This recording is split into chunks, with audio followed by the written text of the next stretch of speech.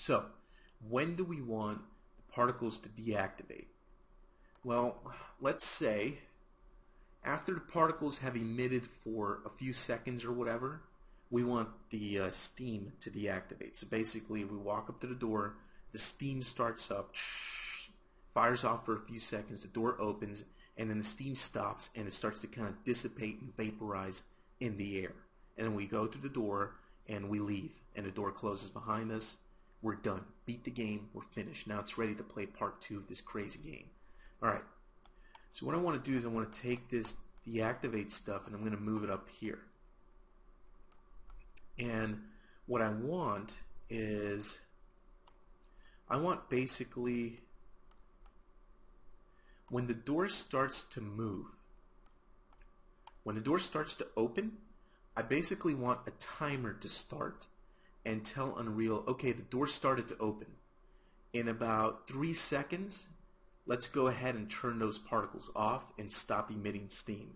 That sounds like it would work. So we know that the door movement's being controlled by this timeline here.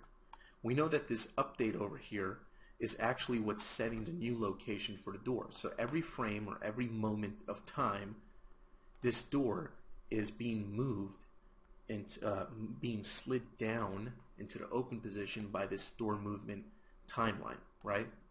So we could use update and plug it here, and that would allow us to do what we need to do. But there's a problem.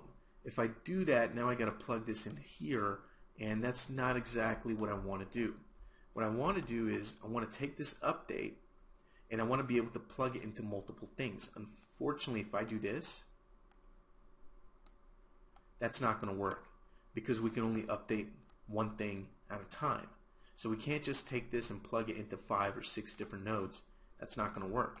So it looks like we're stuck. Well, not quite.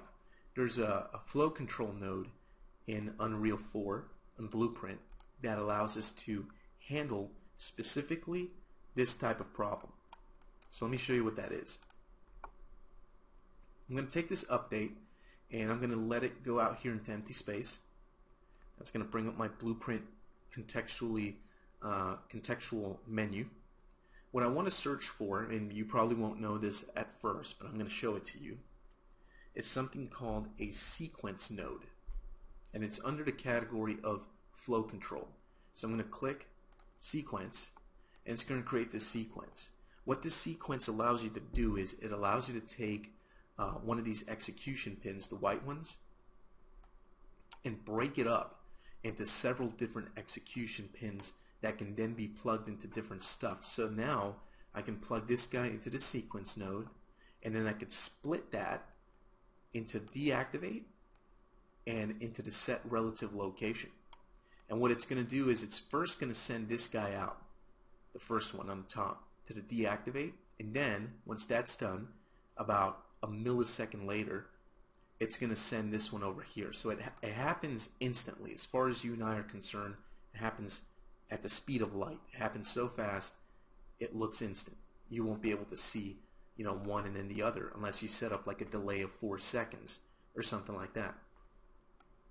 So now, when the door starts to move, it starts to update its position by moving, it's going to go ahead and deactivate the particles. And it's then going to go ahead and it's going to go ahead and do this. Set the relative location of the door to the new position. Alright. That looks like it might work. Then again, it might not.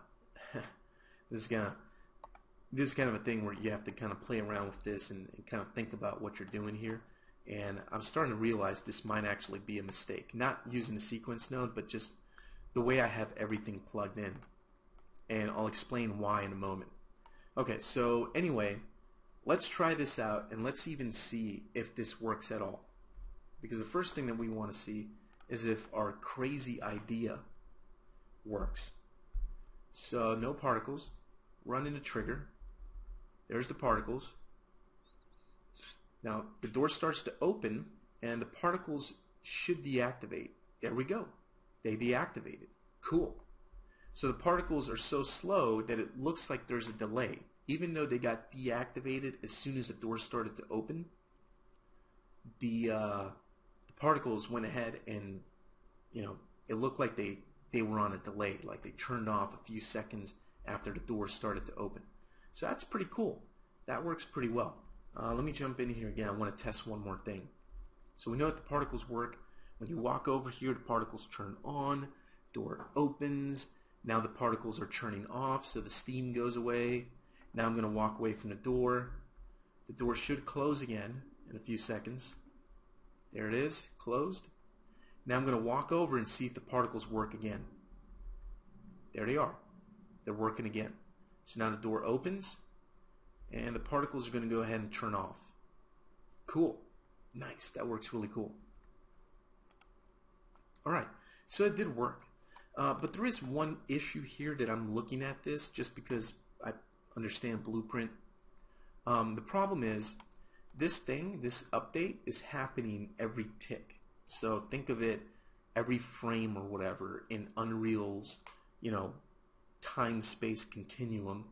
This thing's being updated. So you're getting the signal being sent to here. So this deactivate is being turned on all of the time. Okay? And we might be able to see that if I do this. If I take this and I do like a print string, I'll just let it say hello. It's going to be kind of creepy, but that's cool. I'm going to jump in here, go up to the door, particles start up, and look at that. It's telling us hello over and over again. Basically every tick during that timeline, it's saying hello, hello, hello, hello. So this thing's basically going deactivate, deactivate, deactivate, deactivate every single tick.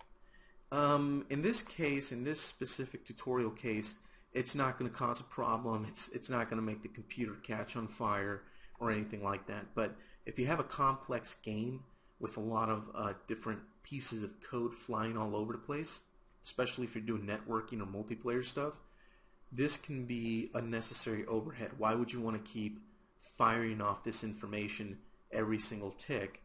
And yeah, there's no point in doing that. So we basically want to fire off the deactivate one time as opposed to a billion times.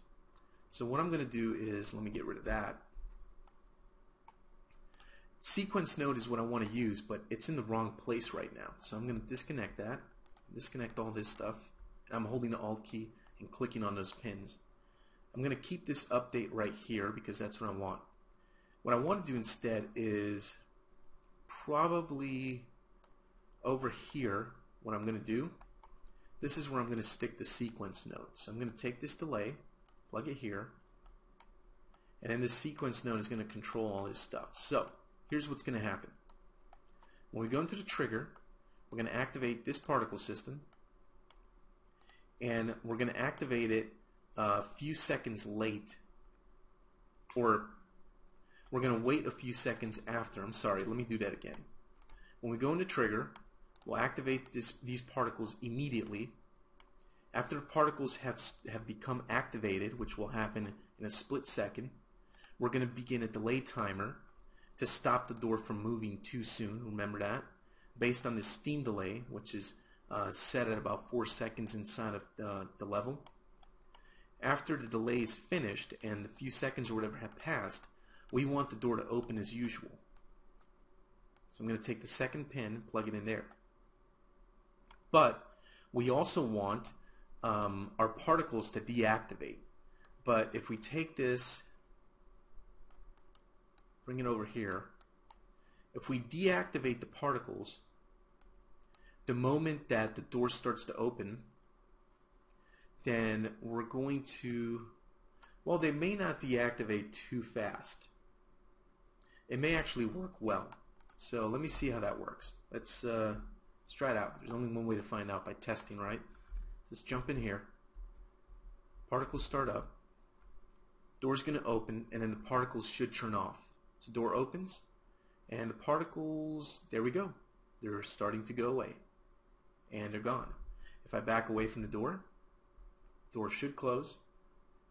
I think the delay for the door is maybe a little bit too long, and there's no particles. If I come back to the door, there's the particles again, Door should open. There it is.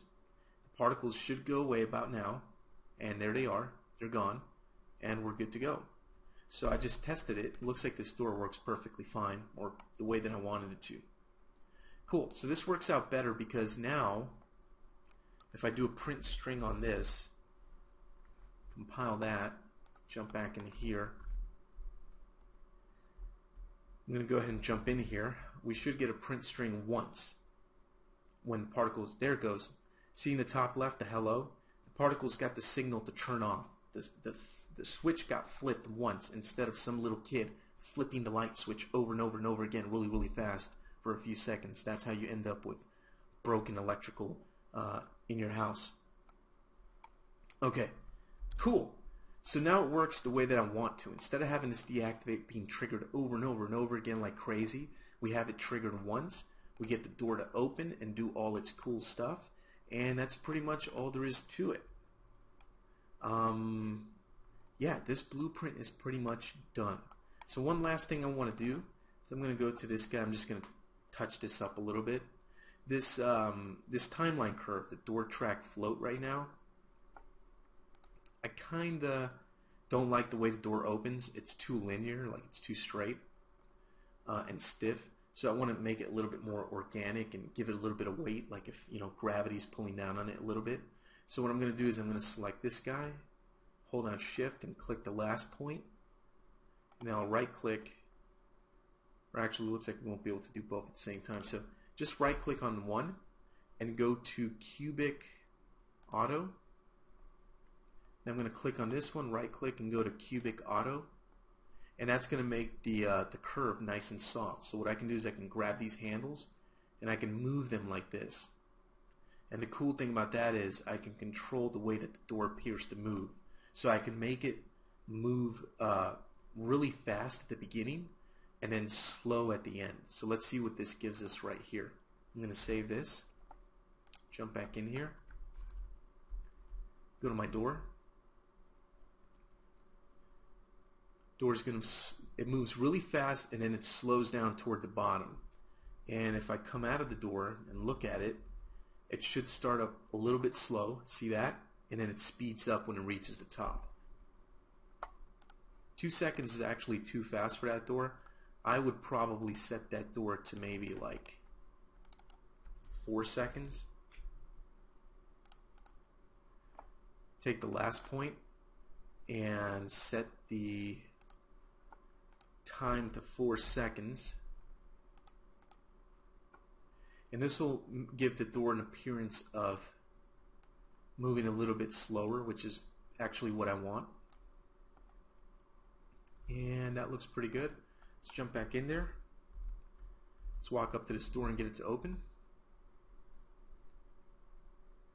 So it really slows down right at the end. See that? More like a mechanical sort of door.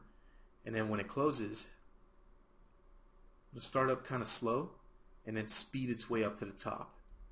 So that looks a little bit more natural and realistic as opposed to how it was before. And again, just select these points, right click, if I can get to them, and select one of these different modes, because by default they're set to linear. You want to set them to like cubic. Auto is pretty good. Yeah, I would probably stick with that. You could try locked and break. If you ever worked with animation software like Maya or something like that, this stuff will probably be pretty familiar to you. If not, that's how you use it. So this is a really small blueprint, pretty straightforward, nothing really complicated about it, but should get your feet wet with Blueprint and get you kind of going along your way. Now there's a ton of different nodes in Blueprint to use. What you'll have to do is read a lot of documentation, experiment, go on forums, ask people how they're doing their stuff, and just slowly start to learn what you can program with Blueprint. So thanks a lot for watching. I hope you enjoyed this set of videos. This was a lot of fun to set up. It's always fun to explain this stuff and demonstrate to people how this stuff works. Yeah, have fun with Blueprint. Don't be afraid of it. Blueprint's your new best friend when it comes to video game development. Play with it, enjoy it, understand it, and you'll get better at it. I guarantee it. So take care.